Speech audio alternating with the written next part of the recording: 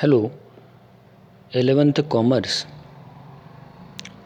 Organization of Commerce and Management students. Last few lectures we have started chapter number 1st, Introduction of Commerce and Businesses. ओळख, वाणिज्य आणि व्यवसायाची. यामध्ये आपण economic activity, non economic activity पाहिलं. या economic ॲक्टिव्हिटीजमध्ये बिझनेसेस, प्रोफेशन अँड एम्प्लॉयमेंट याची मिनिंग आणि डेफिनेशन्स पाहिलं. त्यानंतर आपल्याला आज सुरू करायचं आहे बिझनेसेस ऑब्जेक्टिव्ह, व्यवसायाची उद्दिष्टे ज्याला म्हणत येतात. बिझनेसेस ऑब्जेक्टिव्ह, व्यवसायाचे उद्दिष्टे. एक ऑब्जेक्टिव्ह आहे इकॉनॉमिक ऑब्जेक्टिव्ह, आर्थिक उद्दिष्ट, आणि दुसरा आहे सेकंड नंबर सोशल ऑब्जेक्टिव्ह, सामाजिक उद्दिष्टे. All business activities are guided by objectives. They are further classified as. सर्व व्यावसायिक कृतींची त्यांच्या ऑब्जेक्टिव्ह वाईज मार्गदर्शन केले जाते. There are further classified as, यांचे वर्गीकरण पुढीलप्रमाणे आहे. बिझनेसेसचे ऑब्जेक्टिव्जमधील दोन याच्यामध्ये विभागणी करण्यात आलेली आहे व्यवसायाच्या उद्दिष्टांची. फर्स्ट नंबर आहे इकॉनॉमिक ऑब्जेक्टिव्ह, आर्थिक उद्दिष्ट, उद्देश काय आहे, आणि दुसरं आहे सोशल ऑब्जेक्टिव्ह, सामाजिक उद्दिष्ट. त्यामधील फर्स्ट नंबर आहे इकॉनॉमिक ऑब्जेक्टिव्ह. यामध्ये अर्निंग प्रॉफिट, नफा मिळवणे हा बिझनेसेसचा मेन ऑब्जेक्ट आहे. सेकंड नंबर आहे सर्चिंग न्यू कस्टमर्स, नवीन ग्राहक शोधणे. थर्ड नंबर आहे इनोव्हेशन, नाविन्य, नवीन उपक्रम ज्याला म्हणण्यात येतो. आणि fourth number best possible use of resources, best possible use of resources, आपल्याजवळ असणाऱ्या उपलब्ध साधनांचा योग्य वापर करणे.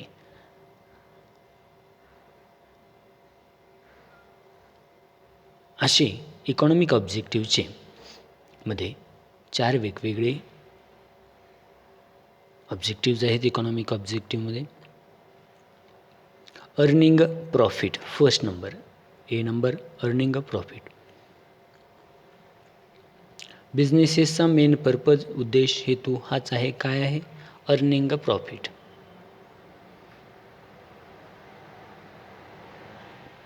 Profit is required for survival of the businesses and for its growth.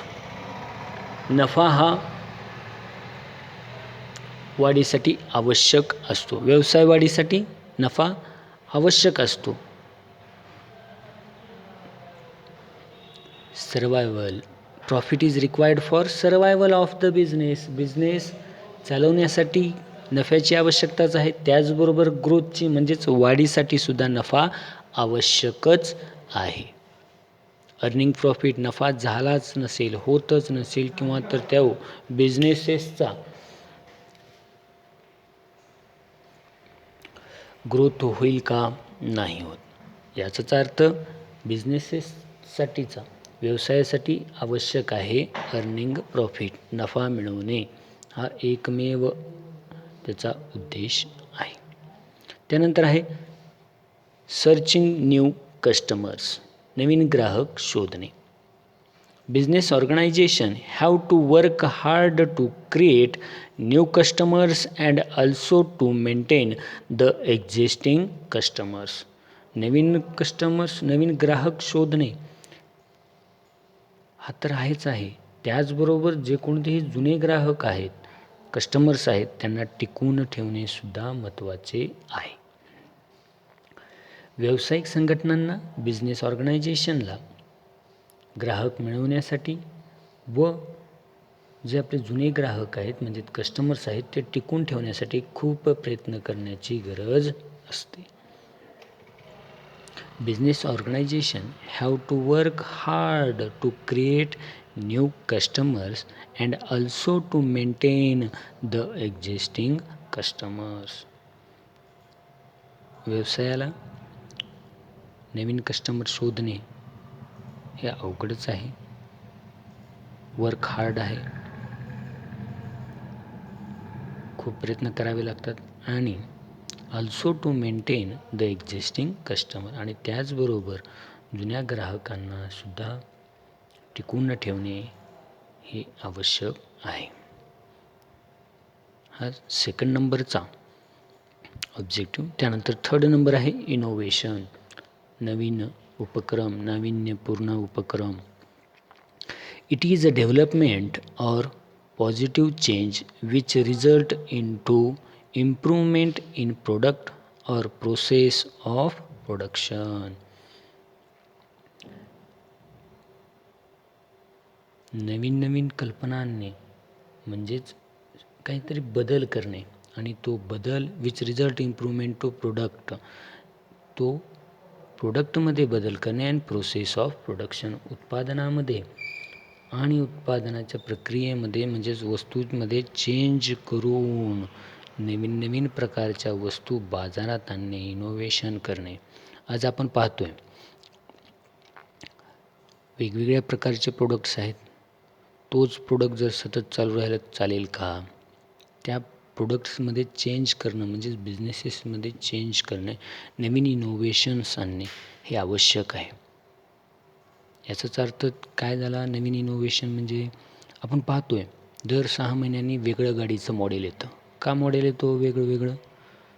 नवीन टाईपची शाईन आली, शाईन प्लस आलं, या वेगवेगळ्या गाड्या येतात. का? नवीन इनोव्हेशन, कस्टमर अट्रॅक्ट, ग्राहकांना आकर्षित करण्यासाठी new process of production, Naveen process of production आणलं गेलं पाहिजे. इनोव्हेशन इन प्रोडक्टमध्ये नाविन्यपूर्णता असली गेली पाहिजे. काहीतरी थोडासा चेंज करतात आणि लगेच नवीन प्रोडक्ट लॉन्च करतात. याचाच अर्थ काय झालं? नाविन्य काहीतरी आणलं, इनोव्हेटिव्ह काहीतरी आणलं. जसं आपण पाहतो आज वेगवेगळ्या प्रकारचे टूथपेस्ट आहेत.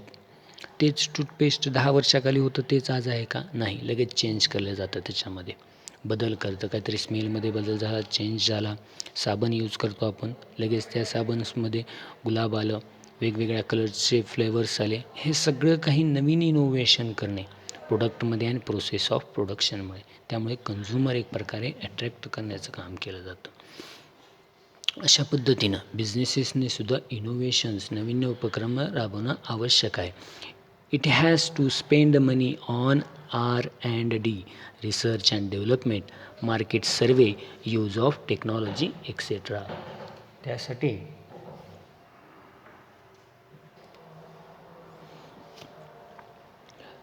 बिझनेसेसने R&D वरती म्हणजेच रिसर्च अँड डेव्हलपमेंटवरती म्हणजे नवीन तंत्रज्ञान संशोधन व विकास याच्यावरती बाजार मार्केट ऑफ सर्वे, मार्केटचा सर्वेक्षण करण्यासाठी आणि नवीन टेक्नॉलॉजीसाठी पैसे खर्च करावे लागतात. इट हॅज टू स्पेंड मनी, पैसे खर्च करावे लागतात या नवीन टेक्नॉलॉजीसाठीच्या, मार्केटच्या सर्वेसाठीच्या, रिसर्च अँड डेव्हलपमेंटसाठी, संशोधन व विकास यासाठी, इनोव्हेटिव्ह प्रक्रिया प्रोसेससाठी पैसे खर्च करावे लागतात. त्यानंतर 4th नंबर आहे best possible use of resources, उपलब्ध साधनांचा योग्य असा वापर करणे. Resources are scarce, have alteration uses. उपलब्ध साधने हे दुर्मिळ असून त्यांचा पर्यायी वापर असतो. They should be used to its maximum and should not be wasted. Optimum use of resources ultimately leads to increasing profits. या साधनांचा योग्य आणि कमीत कमी वेस्ट न जाता त्याची यूज करावा आणि त्याच या रिसोर्सेसमुळे काय होतं? इन्क्रीजिंग प्रॉफिट्स, अधिक नफा मिळवण्यासाठी आवश्यक ठरतो. आता जे वेस्टेज जे कोणतेही should used maximum and should not be wasted.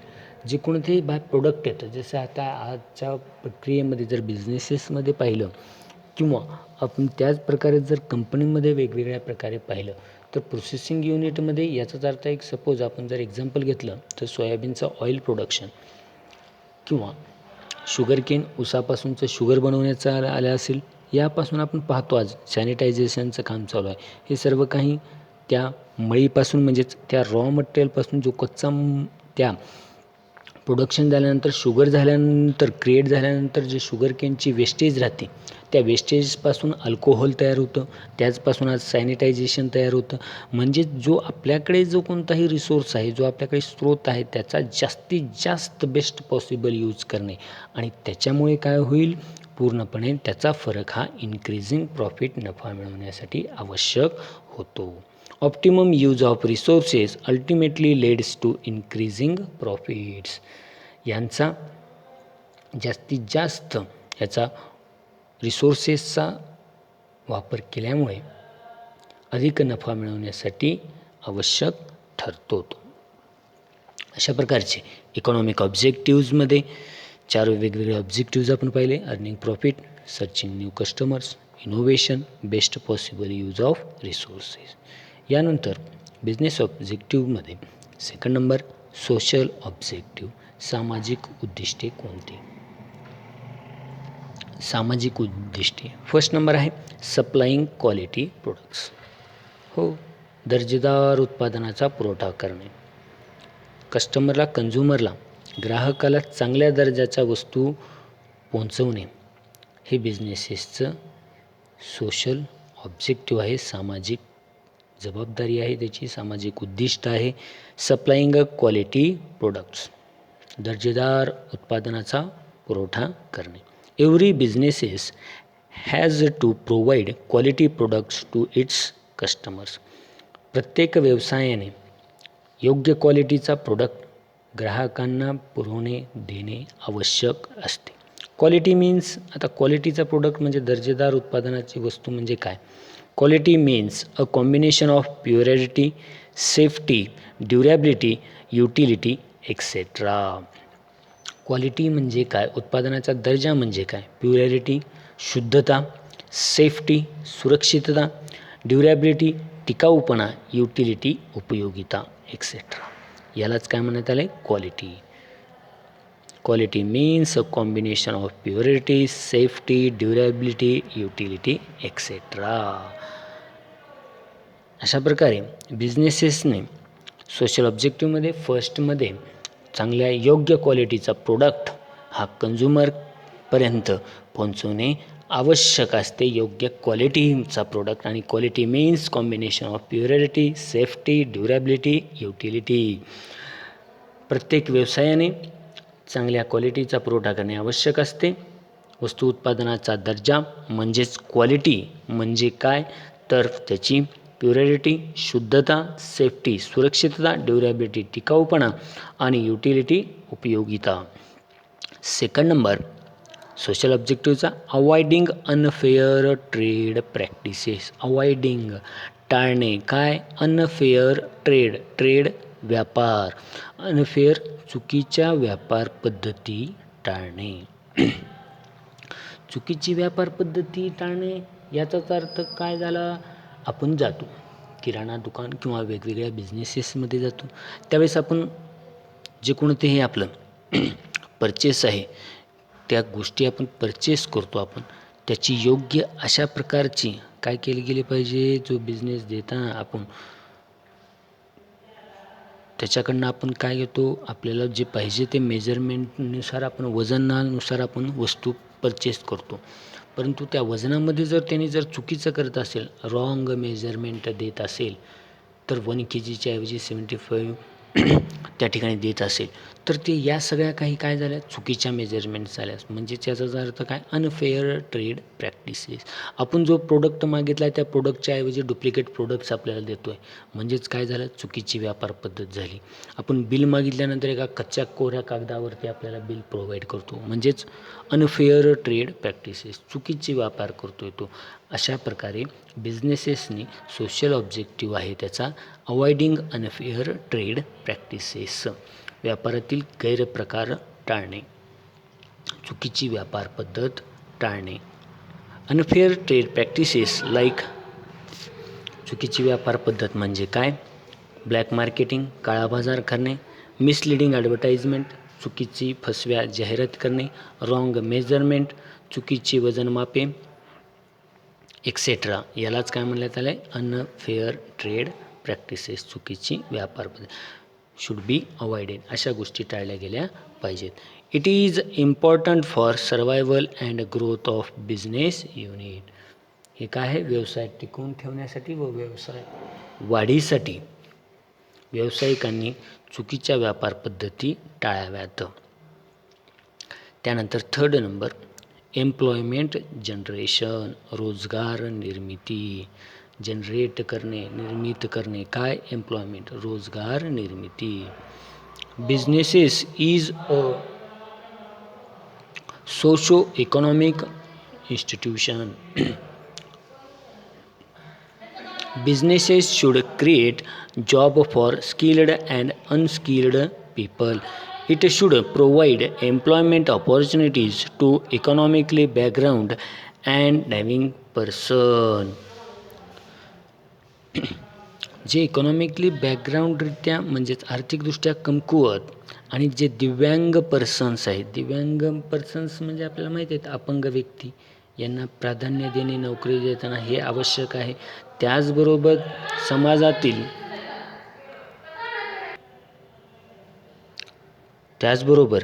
समाजातील जे स्किल्ड अनस्किल्ड वर्कर्स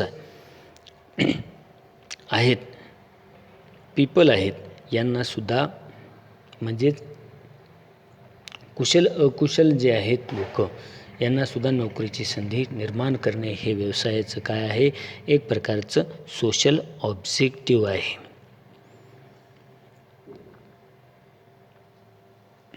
अशा प्रकारे बिझनेसेसने समाजातील जे गरीब वर्ग आहे, इकॉनॉमिकली बॅकवर्ड लोक आहेत, अशांनासुद्धा वेगवेगळ्या प्रकारे रोजगाराची निर्मिती करून त्यांना रोजगार प्रोव्हाइड करणे ही सुद्धा बिझनेसेसची एक जबाबदारी आहे. त्यामुळे बिझनेसेसच्या सोशल ऑब्जेक्टिव्हमध्ये एम्प्लॉयमेंट जनरेशन, रोजगार निर्मिती करणे हे आवश्यक आहे बिझनेसेस. त्यानंतर आहे 4th number, welfare of employee, कर्मचारी कल्याण. कर्मचाऱ्यांचे कल्याण करणे म्हणजेच ज्यांना एम्प्लॉईजला जे रोजगार दिला जातो, ते जे काम करतात ते बिझनेसेसमध्ये, त्यांच्यासुद्धा एम्प्लॉयमेंटचं रिम्युनरेशन तर तो देणार आहे, म्हणजेच पगार तर तो देणार आहे. त्याचबरोबर त्यांच्या काही कल्याणासाठी, म्हणजेच याचाच अर्थ एक प्रकारे त्यांना जो देण्यात आलेला मोबदला आहे तो योग्य प्रकारात गव्हर्मेंट रूल्स अँड रेग्युलेशननुसार काही त्यांच्या पर्सनल पॉलिसीज कंडक्ट करणे, काही त्यांच्या चिल्ड्रन्ससाठीच्या एज्युकेशन सिस्टम्स राबवणे, अशा प्रकारच्या काही वेलफेअर ऑफ एम्प्लॉई, कर्मचारी कल्याणचं काम करणे हे सुद्धा बिझनेसेसची एक सोशल ऑब्जेक्टिव्ह आहे. Welfare of employee, skilled and unskilled workers are the part of the society. कुशल व अकुशल कर्मचारी ही एक समाजाचा भाग आहे. So if employee are properly taken care of, it brings welfare to the society. या कामगारांची काळजी घेतली तरच ते एक समाजाचे कल्याण होईल. This can be achieved by providing fair and regular remuneration, good working conditions, impractical personal policies, offering incentive, etc.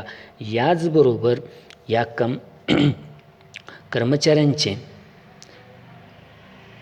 Welfare करण्यासाठी म्हणजेच कल्याण साधण्यासाठी त्यांना योग्य नियमित मोबदला म्हणजेच रेग्युलर रेम्युनरेशन त्यांना दिलं गेलं पाहिजे. त्याचबरोबर गुड वर्किंग कंडिशन, कामाच्या ठिकाणी योग्य सोयीसुविधा पुरवणे, त्यांच्यासाठी काही धोरणे ठरवणे, पॉलिसीज डिसाईड्स करणे. त्याचबरोबर ऑफरिंग इन्सेंटिव्ह, त्यांना पगाराव्यतिरिक्त इतर मोबदले देणेसुद्धा आवश्यक आहे. त्यानंतर पुढचा social economic objective, help to solve social problems, सामाजिक प्रश्न सोडवण्यास मदत करणे. Help to solve social problems, सामाजिक प्रश्न सोडवण्यास मदत करणे. Due to rapid industrialisation many social problems arise like traffic jam, growth of slum, air, water pollution, etc. Businesses should be aware of this and should try to reduce them. वाढत्या इंडस्ट्रियलायझेशनमुळे, rapid industrialisation म्हणजे वाढत्या औद्योगिकरणामुळे अनेक many social problems, अनेक सामाजिक प्रश्न निर्माण होत आहेत. लाईक ट्रॅफिक जॅम्स, वाहतुकीची कोंडी असेल, ट्रॅफिक जॅम होत असेल, ग्रोथ ऑफ स्लम्स, वाढती झोपडपट्टी असेल, एअर वॉटर पोल्युशन असेल, हवा व पाणी प्रदूषण असेल, एक्सेट्रा इत्यादी. Business should be aware of this, should be try and reduce them. अशा ज्या कोणत्याही सामाजिक समस्या आहेत इत्यादी बाबतीत व्यावसायिकाने म्हणजे बिझनेसने जागरूक राहून हे प्रश्न कमी करण्यासाठी प्रयत्न केला पाहिजे. त्यानंतरचा social objective last, contributing to the welfare of the society, समाजातील कल्याणामध्ये सहभाग नोंदवणे. कॉन्ट्रीब्यूट करणे, सहभाग नोंदवणे कशासाठी, तर एक वेलफेअर ऑफ द सोसायटी, समाजातील कल्याण करण्यासाठी, सामाजिक कल्याण करण्यासाठी या बिझनेसेसनी काही कॉन्ट्रीब्युशन देणे आवश्यक आहे. जसं आपल्याला माहिती आहे आता बिझनेसेसने कॉन्ट्रीब्यूट करणं, कोविडची परिस्थिती आली, कोरोनाची परिस्थिती आली, त्यावेळेस आपल्याला सगळ्यांना माहिती आहे टाटा ग्रुप ऑफ कंपनीने, रतन टाटा यांनी 1650 कोटी रुपये इंडियन गव्हर्नमेंटला दिले. का दिले? एक सोशल रिस्पॉन्सिबिलिटी म्हणून, वेलफेअर ऑफ द सोसायटी, सामाजिक कल्याण करण्यासाठी गव्हर्नमेंटला मेडिकल हॉस्पिटॅलिटीज प्रोव्हाइड करण्यासाठी तो पैसा त्यांनी गव्हर्नमेंटला दिला, एक सामाजिकसाठी, वर्किंगसाठी. म्हणजेच काय केलं त्यांनी, त्या बिझनेसेसनी, टाटा समूह हा बिझनेसेस करतो, व्यवसाय करतो, मोठ्या मोठ्या मॅन्युफॅक्चरिंग कंपनीज आहेत, त्याचबरोबर त्यांचे वेगवेगळे अनगिनत प्रोडक्ट्स मार्केटमध्ये आहेत, त्यांचासुद्धा एक बिझनेस आहे. मग त्यांनी काय त्या पद्धतीनं वेलफेअर ऑफ द सोसायटी, सामाजिक कल्याणासाठी त्यांनी ते पैसा गव्हर्नमेंटला दिला. त्याच पद्धतीनं बिझनेसेसने सुद्धा अशा प्रकारचे सामाजिक कल्याणासाठी म्हणजे एक सोशल ऑब्जेक्टिव्ज राबवणे आवश्यक आहे. Business house should be take care of general welfare of the society, सर्वसाधारण समाजातील सर्वसाधारण कल्याणासाठी बिझनेसेसने जागरूक असलं पाहिजे. For that they should be give donation for good cause, offering scholarship for higher education etcetera. या बिझनेसेसनी आवश्यक त्या देणग्या देणे, त्याचबरोबर ऑफरिंग स्कॉलरशिप, काही उच्च शिक्षणासाठी विद्यार्थ्यांची शिष्यवृत्ती देणे, अशा इत्यादी मार्गाने बिझनेसेसनी सामाजिक कल्याणात सहभागी व्हावे. अशा प्रकारे बिझनेसेसच्या ऑब्जेक्टिव्ज आपण पाहिले. एक फर्स्ट नंबर इकॉनॉमिक ऑब्जेक्टिव्ह म्हणजेच आर्थिक उद्दिष्ट काय आहे, त्यामध्ये अर्निंग प्रॉफिट येतो, नफा कमवणे, सर्चिंग न्यू कस्टमर अट्रॅक्ट करणे, त्याचबरोबर इनोव्हेशन, नाविन्य, न्यू प्रोडक्ट्स अँड प्रोसेस करणे, त्याचबरोबर best possible use of resources. हे झाले इकॉनॉमिक ऑब्जेक्टिव्ह.